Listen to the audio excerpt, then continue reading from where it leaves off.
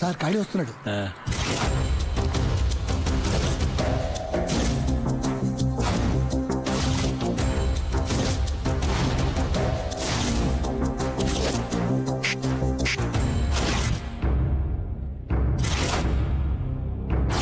నమస్తే సార్. ఏంటి సార్ మరి చూసి కూడా చూడనట్టు వెళ్తున్నారు? ఏం లేదు, ఏదో అర్జెంట్ పని మీద వెళ్తున్నాం. ఎరా మరే నువ్వేమిటి కలెక్టర్ ఆఫీస్కి వచ్చావు? ఏం లేదు సార్, మీరు మా ఏరియాలో టాయిలెట్లు కట్టించారు కదా, అవి కలెక్టర్ గారి చేత ఓపెన్ చేపిద్దామని అడగడానికి వచ్చాను. సొమ్ము ఒకటిది సోకు ఒకటిది అన్నట్టు ఉంది. అక్కడ కట్టించింది ఈయన, రిబ్బన్ కట్ చేసేదేమో కలెక్టరా. భలేవరే, ఆయనే ఉంది సార్. ఆయన అలా వచ్చి రిబ్బన్ కట్ చేసి అలా వెళ్ళిపోతారు. కానీ మీరు అలా కాదు కదా, మిమ్మల్ని మర్చిపోకూడదని మీ ఫోటో కూడా పెట్టాం. వదిన గారి ఫోటో కూడా ఇవ్వండి సార్, పక్కన పెట్టేద్దాం. మీ మీదే కాదండి, టోటల్ గా మీ ఫ్యామిలీ మీదే అభిమానం పెంచుకున్నట్టున్నాడు. అభిమానం నా ఒక్కరి దగ్గరే కాదు సార్, జనం అందరి దగ్గర కూడా సంపాదించాలి మీరు. అంటే అన్ని చోట్ల టాయిలెట్లు కట్టించాలా ఏంటి? అదేం కాదండి, ఇక్కడే మనం కొంచెం బుర్ర ఉపయోగించాలి సార్. అటు చూడండి, కలెక్టర్కి పిటిషన్లు ఇవ్వాలని పొద్దు నుంచి తిండి కూడా తినకుండా ఎలా క్యూలో నిలబడి ఉన్నారు. ఇప్పుడు కానీ వాళ్ళని పిలిచి తలా ఒక 100 రూపాయలు ఇచ్చి బిర్యానీ తినమని చెప్పారనుకోండి, వాళ్ళ ఓట్లన్నీ మనకే. అదేమిటి, ఎలక్షన్లప్పుడు బిర్యానీతో పాటు క్వార్టర్ కూడా కల్పిస్తున్నాం కదా. ఎరా అప్పుడు అపోజిషన్ పార్టీ వాడు కూడా ఇస్తాడు సార్, ఇప్పుడు ఇస్తే కదా మీరు స్పెషల్ అయ్యేది. వీడు మంచికి చెప్తున్నాడా ముంచేయడానికి చెప్తున్నాడా? లాజిక్ గా ఆలోచిస్తే మంచిగా చెప్తున్నట్టు ఉందండి. అది కదన్నా నేను చెప్పేది. నువ్వు నోరు ముయ్యరా, నేను మాట్లాడుతుంటే మధ్యలో నేనేమిటి? లేదన్నా. డబ్బులు పంచి ఖాళీ మన వాళ్ళందరినీ పిలువు, తలా ఒక మంది ఇచ్చేద్దాం. ఇదిగో బాబు, ఎమ్మెల్యే గారు డబ్బులు ఇస్తున్నారు, అందరూ ఇట్టండి. నమస్కారం. అందరికి ఇస్తారు, అందరికి ఇస్తారు. హ్యాపీగా బిర్యానీ తినండి. బిర్యానీ తినడానికి డబ్బులు ఇచ్చే ఎమ్మెల్యే గారు, ఎమ్మెల్యేకి వచ్చేయ్, ఎమ్మెల్యేకి వచ్చేయ్, ఎమ్మెల్యేకి వచ్చేయ్. వెళ్ళిపోండి. సార్ చాలా మంచి పని చేశారు సార్. నమస్తే సార్. నమస్కారం సార్. బాగా అయిపోయాడు. ఏమిటో అనుకున్నారు గానీ ఖాళీ చాలా మంచి చోట. వచ్చే ఎలక్షన్ లో ఈ 300 ఓట్లు ఖచ్చితంగా మనకి పడతాయి. ఒక్క ఓటు కూడా రాదన్నా. ఏంటో నువ్వు అనేది? ఏళ్లలో ఒక్కడు కూడా మన నియోజకవర్గం మనిషి లేడన్నా. అన్నా నువ్వు అను, వాడిని వేసేస్తాం. ఆల్రెడీ వాడి చేతుల్లో తిన తనులు మర్చిపోయారా? వాడిని కొట్టడం మీ వల్ల కాదు. రాయలసీమ రవిని వినిపించండి. రావోయి సందమామ మా వింత గాథ వినుమా, రావోయి సందమామ మా వింత గాథ వినుమా. చూసారు బాబాయ్, ఆ గాడిదకి పట్టిన అదృష్టం. దాని మొహం చుట్టం వల్ల అమ్మాయి లవ్ సిగ్నల్ ఇచ్చిందని దానికి పళ్ళు హల్వాలు పెడుతున్నాడు. వీడి వాడకం చూస్తుంటే ఆ గాడిద గురుగుడు కట్టేట్టున్నాడు. కుళ్ళి చావకుండా అడ్డగాడుతున్నారు.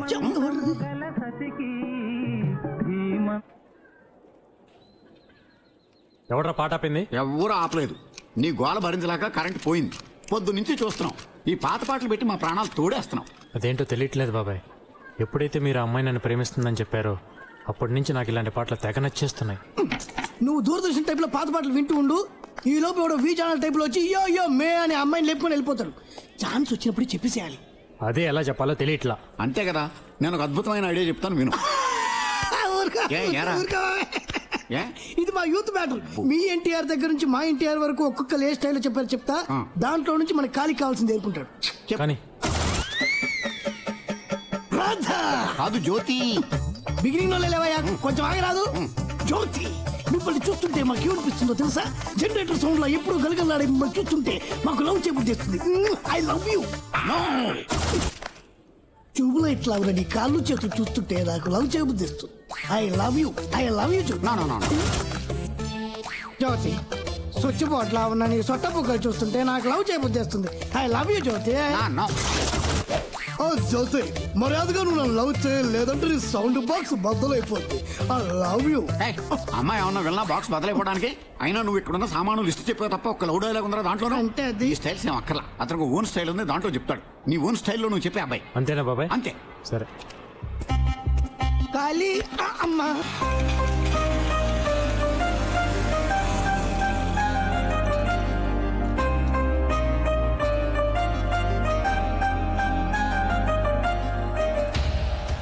రవి, రాయలసీమ రవి.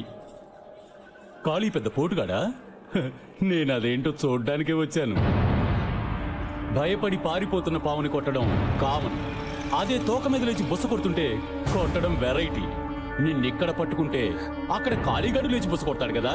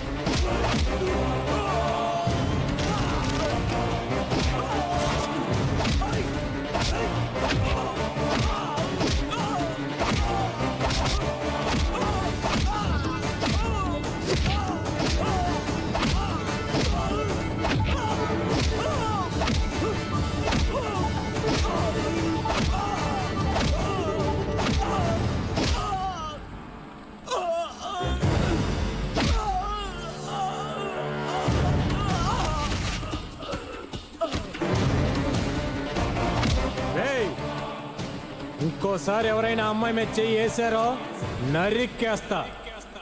ఆ అమ్మాయి ఎవరనుకున్నావు? నా కాబోయే భార్య.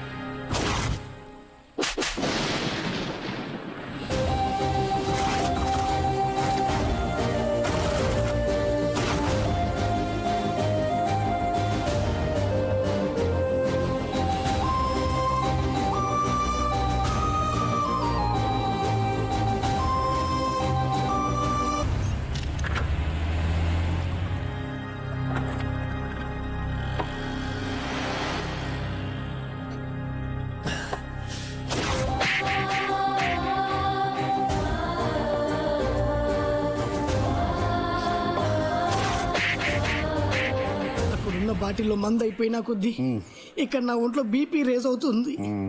తాగాక ఏం చేస్తారని భయంగా ఉంది. బాబాయ్ బాబాయ్ నువ్వు వెళ్ళేదోటి చేస్తా. నేనా? చాలే ఊరుకో. అక్కడ చూడు. పొద్దున్నే దాని మొహం చూసినందుకే దాని కాలు విరిచి మెల్లో ఏలాడేశాడు. అదే నేను వెళ్ళి సముదాయించాననుకో, ఇప్పుడు నా పరిస్థితి ఏంటో నువ్వు ఊహించుకో.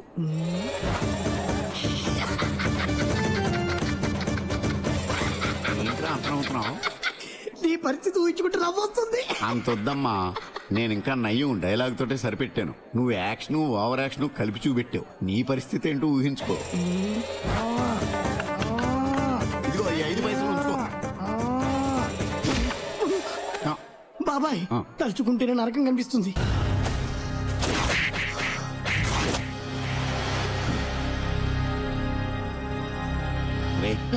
ఆ కోరస్ పాడే అమ్మాయి ఇంటికి వెళ్తున్నట్టున్నాడు.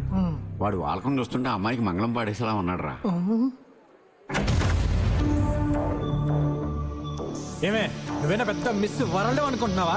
ఇష్టం లేదంటే ఇష్టం లేదని చెప్పొచ్చు కదా. నీకు ఇష్టమైతే ఖాళీ నా పేరు చెప్పొచ్చు. అదే నేను ఇష్టపడి పెళ్లి చేసుకుంటానంటే కొడతావా?